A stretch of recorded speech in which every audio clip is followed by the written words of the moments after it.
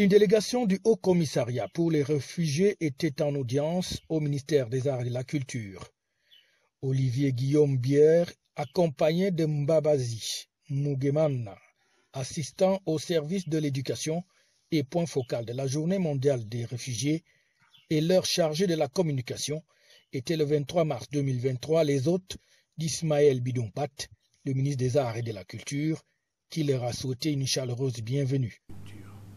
Nous sommes honorés de votre visite et c'est parce que vous êtes le représentant de cette association, de cette institution dont la symbolique est lourde de sens, de responsabilité dans l'action humanitaire qu'elle mène auprès des réfugiés, que nous étions impatients de vous rencontrer.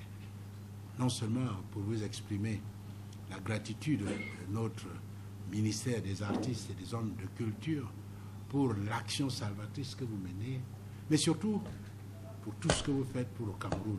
Et nous voulons vous assurer de notre totale solidarité au programme que vous menez et de notre disponibilité pour contribuer à tous les projets que vous pourrez éventuellement mettre en œuvre et pour lesquels vous auriez à solliciter notre département ministériel.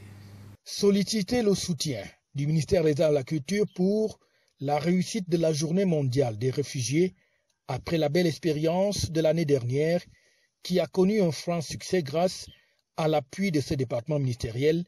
Voilà qui explique donc la venue au ministère de la Culture de ce haut fonctionnaire du ACR. Pour la question, l'objet de ma visite au ministère de la Culture et des Arts est la préparation de la Journée mondiale du réfugié qui aura lieu, comme chaque année, le 20 juin 2023. Nous avions obtenu le soutien de son Excellence Monsieur le Ministre l'année passée, ce qui avait permis d'organiser une grande fête. Le but, ce n'est pas juste la fête, mais c'est aussi de faire prendre conscience au monde, à la communauté internationale, de ce qu'il y a quand même énormément de mouvements de population, de réfugiés, de personnes en souffrance, et que les pays qui reçoivent le plus de réfugiés sont les pays souvent d'Afrique subsaharienne. Le Cameroun est un exemple d'hospitalité et de générosité puisqu'il reçoit 485 000 réfugiés sur son territoire.